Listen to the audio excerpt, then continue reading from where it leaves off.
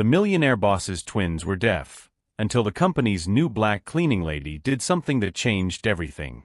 The silence on the 40th floor of the Manning Corporation was deafening that Thursday afternoon when Patricia Williams entered the executive office carrying his cleaning supplies and came across a scene that made her stop immediately. Two identical 6-year-old girls with curly blonde hair and crystal blue eyes were sitting in the corner of the room playing with dolls in complete silence. They made no noise, did not talk, only occasionally moving their lips to each other, as if whispering invisible secrets. "Don't worry about her," said Richard Manning, the company's billionaire CEO, without looking up from his documents. "Emma and Sophie have been deaf since birth. Completely deaf. Just ignore her and do his job." Patricia was 32 years old and never imagined that her first day as a cleaner at that technology company would bring her face to face with something she knew intimately. His younger brother had been born with partial hearing loss, and she had spent her entire adolescence learning sign language and special techniques to communicate with him. What intrigued her most was not the fact that the girls were deaf, but rather small details that his experience had taught her to observe. When she vacuumed near them, they both turned their heads slightly toward the sound. When Richard tapped his pen on the table across the room, Sophie frowned slightly, as if something had bothered her. "How long have they been like this?" Patricia asked casually, organizing the cleaning supplies. "Since she was born," Richard replied, fatigue evident in his voice. "I've spent a fortune on the best specialists in the country. Dr. Harrison, Dr. Mitchell, the entire team at the Manhattan Hearing Institute. They all confirmed it. Profound bilateral sensorineural deafness. She will never hear a word." Patricia watched discreetly as she cleaned. The girls played in a strangely coordinated way, as if following a rhythm that only they could perceive. When Richard received a call and spoke louder, they both became visibly tense, even with their backs to him. "Where's her mother?" she asked, trying to keep the conversation casual. Richard's face immediately darkened. "She died in a car accident when they were 2. It's just me and them now. And a team of specialized caregivers, of course." It was then that Patricia decided to do a simple test. She deliberately dropped a coin behind the girls, far enough away that it wouldn't create a vibration in the floor, but close enough to make a clear sound. Immediately, Emma turned her head in the exact direction of the sound. "Interesting," Patricia murmured to herself. "What's interesting, Richard asked, finally paying attention. "Nothing, sir. Just admiring how beautiful she is." Over the next 2 hours, Patricia made discreet observations that left her increasingly intrigued. The girls responded subtly to specific sounds, showed discomfort with loud noises, and even seemed to communicate through a system of signs that she had never seen in any manual of sign language. As she was finishing cleaning, Patricia approached the girls and waved gently. They both looked at her with obvious curiosity. Slowly, she made the basic sign for hello in American Sign Language. The reaction was instant and surprising. Emma and Sophie glanced at each other quickly, then looked back at Patricia with an expression that mixed surprise and hope. Sophie made a hesitant movement with her hands, clearly trying to respond, but stopped mid-gesture and looked nervously in her father's direction.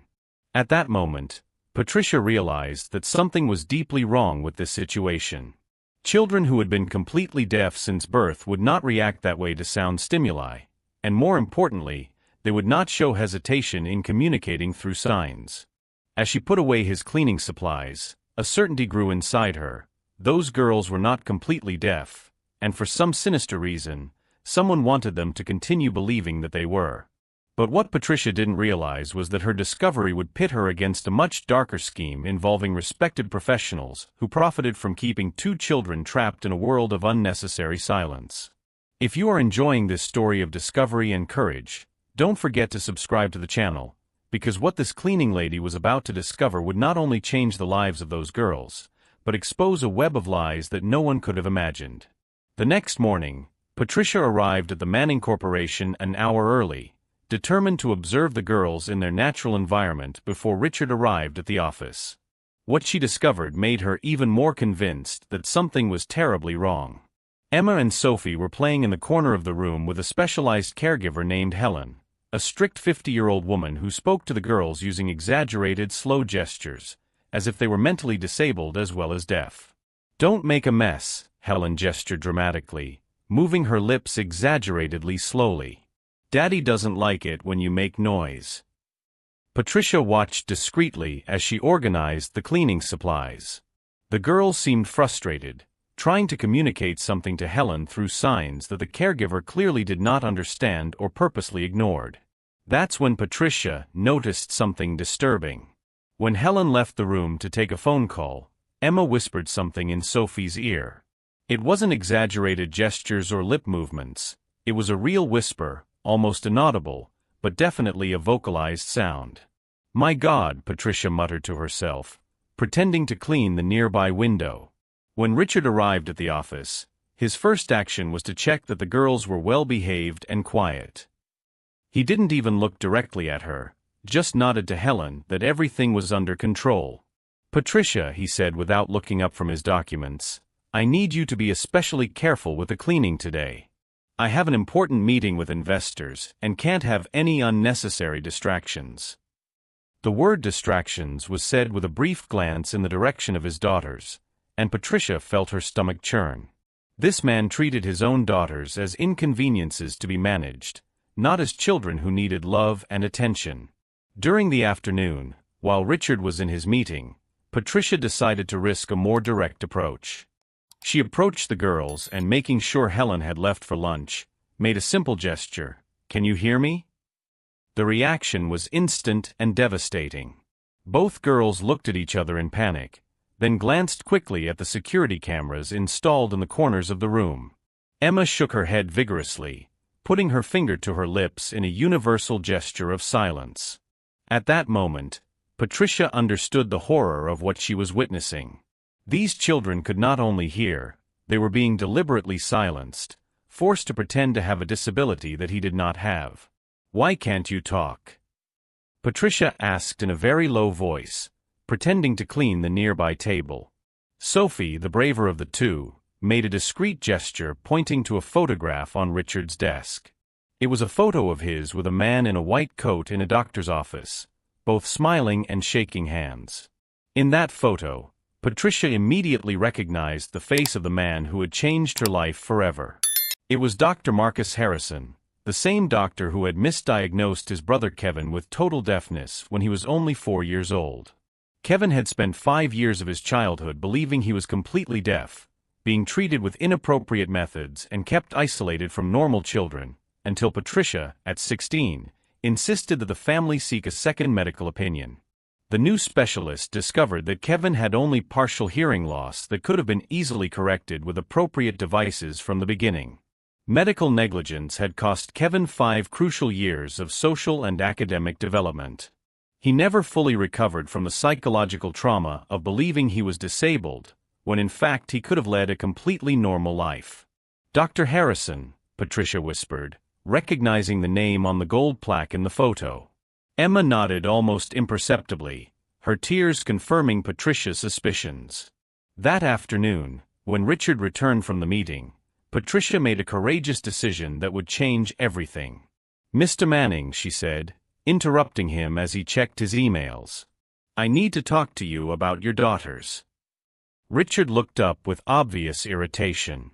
"Patricia, I've already made it clear that his job here is cleaning, not questioning medical decisions made by renowned experts." "Renowned experts like Dr. Harrison?" Patricia replied, her voice laden with a firmness that surprised even her. Richard's face changed immediately. His casual expression gave way to something much darker and more defensive. "How do you know Dr. Harrison's name?"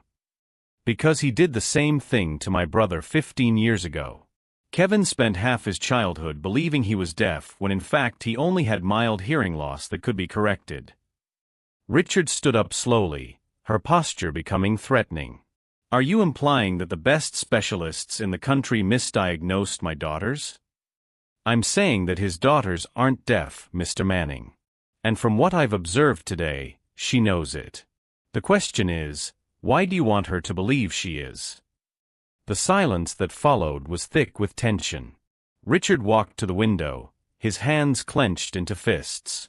When he turned back, his face had taken on a look of calculated coldness that made Patricia realize she had just awakened something very dangerous. Patricia, you are clearly confused about your role here. His theories are completely inappropriate and offensive. I suggest you focus on your work or consider looking for another job. But Patricia had seen the momentary panic in his eyes before the cold mask formed. She had touched on something he desperately wanted to keep hidden. That night, as she put away her cleaning supplies, Patricia knew she had crossed a line of no return. She was certain that Emma and Sophie were being held prisoners of a medical lie, just as his brother had been. The difference was that this time she was not a helpless teenager. She was a grown woman with experience, knowledge, and most importantly, a determination forged by the pain of seeing someone she loved suffer unnecessarily for years. As she waited for the elevator, Patricia couldn't help but think of the expression of silent despair in Emma and Sophie's eyes. She was asking for help in the only way she could, through pleading looks and discreet gestures that no one else bothered to interpret. What Patricia didn't yet know was that her decision to confront Richard had set in motion a series of events that would reveal a scheme far more sinister than she could have imagined. And that the apparent coldness with which he had reacted was only the first sign of how far this man was willing to go to protect his darkest secrets. In the 3 days following her confrontation with Richard, Patricia arrived at the office to find a completely different environment.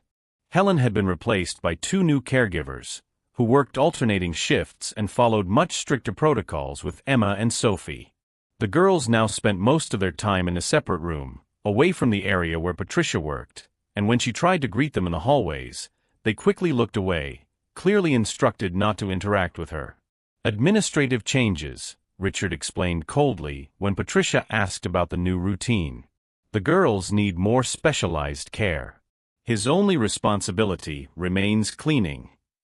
But Patricia was not easily intimidated. During her lunch break, she did something that would completely change the course of the situation. She called her cousin Denise, who had been working as a nurse at the city's children's hospital for 15 years and had connections in almost every medical department in the region. "Denise, I need a very important favor," Patricia said, her voice low on the phone. "Can you get me information on a doctor named Dr. Marcus Harrison? It's for an emergency." Harrison? That name sounds familiar. Wait, are you talking about the guy who lost his medical license last year? Patricia's heart raced. Lost his license? What do you mean? Girl, it was a huge scandal. He falsified diagnoses of children with hearing impairments to charge wealthy families for expensive treatments. The investigation lasted months. Why do you want to know about him? Patricia quickly explained Emma and Sophie's situation, omitting only their names to protect the girls. Denise was silent for a long moment. "Patricia, if what you're telling me is true, these children are victims of a crime. Harrison may have lost his license, but the doctors who continued to follow his fraudulent diagnoses are still practicing. Can you help me prove it?" "More than that. I know a speech therapist who specializes in child development, Dr. Jennifer Costa. She was one of the key witnesses in the case against Harrison.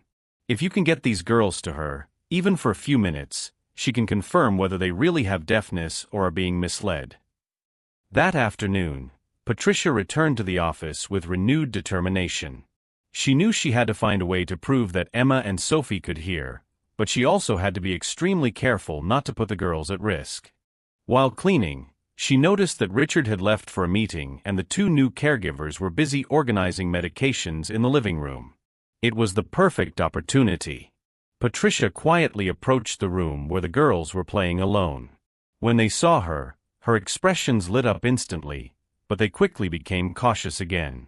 "It's okay," Patricia whispered, making sure no one was listening. "I know you can hear me perfectly well." Emma and Sophie looked at each other, tears welling up in their eyes. Finally, Sophie nodded almost imperceptibly. "I need you to help me prove it," Patricia continued. But first I need to know, why are you pretending to be deaf?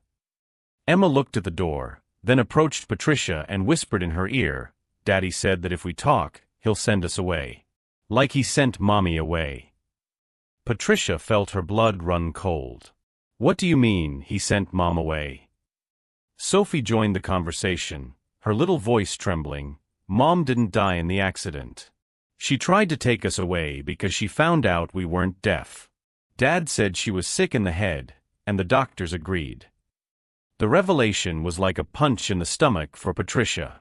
Richard had admitted his own wife to a psychiatric institution to keep the false diagnosis scheme going. Where is his mom now? In the place for sick people, Emma whispered. Dad said that if we tell anyone who can hear, we'll go there too. At that moment, Patricia understood the truly sinister extent of what she was facing. This wasn't just medical negligence or financial greed. Richard was using his own daughters as pawns in a much darker game, and he had destroyed an entire family to keep her lives protected. Listen carefully, she said to the girls, her voice firm but loving. You're not going anywhere. I'm going to protect you, but I need your help. Can you be brave for a few days? Both girls nodded, and for the first time in years, Patricia saw genuine hope in her eyes. During the rest of the afternoon, Patricia mentally devised a plan. She had 3 goals: to prove that the girls were not deaf, to find out where her mother was, and to expose Richard and his medical accomplices. When Richard returned from the meeting, he found Patricia working as usual, unaware that she had just discovered secrets that could destroy her carefully constructed life. Everything quiet here? He asked the caregivers casually to her. Yes, Mr. Manning. The girls have been very quiet, as usual. Richard smiled with satisfaction, glancing briefly at Patricia, who continued cleaning the windows as if nothing had happened. What he didn't know was that Patricia had discreetly photographed some medical documents on his desk, including a letter from a psychiatric hospital with the name Elena Manning on the letterhead. That night, Patricia called Denise again and told her everything she had discovered. Her cousin was shocked. Patricia, this is much more serious than we imagined. If her woman was forcibly admitted based on false diagnoses, we're talking about kidnapping, false imprisonment, and child abuse. You need professional help immediately. Do I know anyone who can help us? I have a friend who is a social worker specializing in child abuse cases. Dr. Sandra Martinez. She works with the police on complex cases like this. But Patricia, are you sure you want to get involved in this? This man seems extremely dangerous.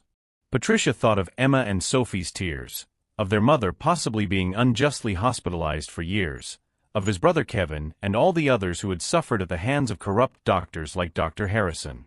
I'm already involved, Denise. These children need someone to fight for them. The next morning, Patricia arrived at work knowing she was about to start a war that would change everything. As she organized his cleaning supplies, she watched Richard talking on the phone, probably with one of the doctors who kept the scheme going. Under the weight of all those terrible secrets, she maintained her calm and professional demeanor, as if she were just an invisible cleaning lady doing his job. But anyone watching closely would notice that it wasn't submission that guided her movements. It was the strategic determination of someone who was about to completely rewrite that family's history and expose a network of corruption that had destroyed innocent lives for years. Friday, 10 in the morning. Richard was in his monthly meeting with the company board when Patricia put her plan into action. She was not alone. Dr. Jennifer Costa and Dr. Sandra Martinez entered the Manning Corporation building accompanied by 2 investigators from the Department of Child Services, all duly authorized by a court order that Patricia had helped obtain through the photographic evidence. Mr. Manning, the secretary called into the conference room, her voice trembling, there are people here who need to speak with you immediately. They say it's about your daughters. Richard interrupted the presentation on quarterly profits. Tell them I'm busy. Anything related to the girls can be handled by the nannies. Sir, they have official documents. And the cleaning lady Patricia is with them. Richard's blood ran cold. Patricia was supposed to be working on the floor below. How had she gotten involved with the authorities? When he went down to the office, he found a scene that made him instantly realize that her carefully constructed life was falling apart. Emma and Sophie were sitting comfortably chatting, talking loudly and clearly, with Dr. Jennifer, while Patricia documented everything with his cell phone. "Daddy always said that if we talked, he would send us to the place for sick people like Mommy," Sophie explained naturally to the speech therapist. "But Aunt Patricia said that wasn't true." "And can you hear me perfectly?" Dr. Jennifer asked, covering her mouth so the girls couldn't lip read. "Yes, doctor. We've always been able to hear everything," Emma replied without hesitation. Richard entered the room with his fists clenched. "What's going on here? Who authorized you to disturb my daughters?" Dr. Sandra Martinez stepped forward, showing her official documentation. "Mr. Manning, I am a social worker specializing in child abuse cases. We have a warrant to investigate allegations of medical negligence and possible psychological coercion." "That's absurd. My daughters are deaf. I have medical reports from dozens of specialists confirming, including reports from Dr. Marcus Harrison, who lost his medical license last year for falsifying diagnoses."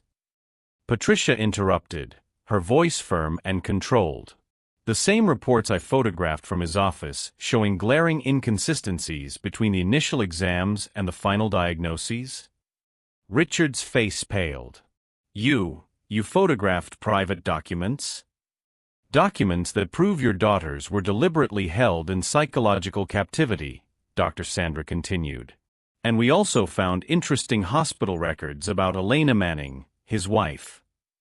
At that moment, as if the situation wasn't devastating enough for Richard, the door opened again. Elena Manning entered the room, accompanied by a lawyer and a nurse. After 4 years of forced confinement in a psychiatric clinic, she was legally free thanks to the evidence Patricia had provided to the authorities. "Mommy!" Emma and Sophie shouted simultaneously, running to hug her. "You're back. You're really back." Elena knelt down to hug her daughters, tears streaming down her face. "Mommy never gave up on you, my princesses. And now this whole lie is over." Richard stood frozen, watching her family reunite as his world crumbled around him. "Elena, you're sick. The doctors confirmed that you had psychotic episodes. The same doctors you paid to keep my daughters trapped in a lie." Elena stood up, facing him for the first time in years. "Richard, I discovered the truth about Dr. Harrison's scheme when Emma and Sophie were 2 years old. I found out you were receiving money from the clinic to maintain false diagnoses. When I tried to expose everything, you used his contacts to have me forcibly committed." Patricia approached, showing her cell phone. "This entire conversation is being recorded and broadcast live to the appropriate authorities, including his confession that he knew about Dr. Harrison's scheme." Richard realized he was completely cornered. "You don't understand. I needed the insurance money.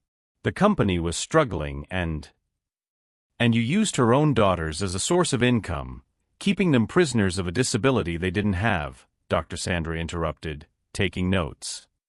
"Mr. Manning, you are being formally charged with insurance fraud, child abuse, forced psychiatric hospitalization, and criminal association." As the investigators began to officially document the situation, Patricia watched Emma and Sophie playing freely with his mother, talking and laughing loudly for the first time in years. The transformation was extraordinary, from silent, frightened children to vibrant, communicative little girls in a matter of minutes. Richard tried one last desperate gambit. "Patricia, you're just a cleaning lady. No one is going to take his word against her word." Patricia smiled for the first time since she had started working there. "It's not her word, Mr. Manning. It's the recordings of his daughters confirming everything. It's the contradictory medical reports he kept in his office. It's the bank records showing payments from Dr. Harrison's clinic. And it's Elena's testimony about how he had her committed to keep the scheme going. Any competent professional would have identified this within 5 minutes of a proper evaluation." She has been a victim of one of the most cruel forms of psychological abuse I have ever documented. Daddy, Sophie approached him for the first time without fear. Why did you make us believe you couldn't hear? Why did you send Mommy away? Richard couldn't answer. For the first time in years, he found himself completely speechless, facing the devastating consequences of her selfish choices. As he was escorted out of his own building, he heard Elena chatting excitedly with her daughters about all the plans they had to make up for lost time. Emma and Sophie's crystal-clear voices echoed through the hallways, sounds he had deliberately silenced for years. Patricia gathered her cleaning supplies for the last time, but now she was no longer an invisible cleaning lady. She was a brave woman who had restored a family and exposed a criminal network that had destroyed innocent lives for pure profit. But what no one could have predicted was how this victory for justice would spread far beyond that courtroom, creating ripples that would not only transform the lives of Elena, Emma, and Sophie, but inspire systemic changes that would protect thousands of other vulnerable families across the country. 6 months later, Patricia Williams was sitting in the country's most famous television studio, being interviewed about the case that had transformed child protection laws nationwide. His book, The Silence That Screams, had become a bestseller, and she now ran a foundation dedicated to investigating suspected cases of fraudulent medical diagnoses. Richard Manning was serving a 12-year sentence for multiple federal crimes. Her company had gone bankrupt after the scandal, and he lost permanent custody of his daughters. The latest reports described him as a broken man who spent his days in prison obsessively repeating, "I just wanted to protect my money." Emma and Sophie, now 7 years old, attended a regular school where they were recognized as bright and communicative students. Elena had fully recovered from her years of forced hospitalization and worked as a lawyer specializing in child abuse cases, using her experience to help other families. Dr. Harrison and 5 colleagues faced criminal charges in 17 states. The investigation revealed more than 200 families affected by the scheme, resulting in millions of dollars in compensation and complete reforms in pediatric medical protocols. During the interview, when asked how a simple cleaning lady had managed to bring down such a complex scheme, Patricia smiled. "It wasn't me who brought anything down. It was Emma and Sophie who showed me that sometimes the greatest courage lies in breaking the silence that others impose on us." The story of Patricia proved that true revenge is not destroying those who harm us, but building something greater than he could ever imagine. Richard tried to use 2 innocent children as a source of profit, but ended up laying the groundwork for a revolution that protected thousands of other vulnerable families. If this story of courage touched his heart, subscribe to the channel and leave a comment. Have you ever witnessed an injustice that no one wanted to see? Her voice could be the next one to break a dangerous silence.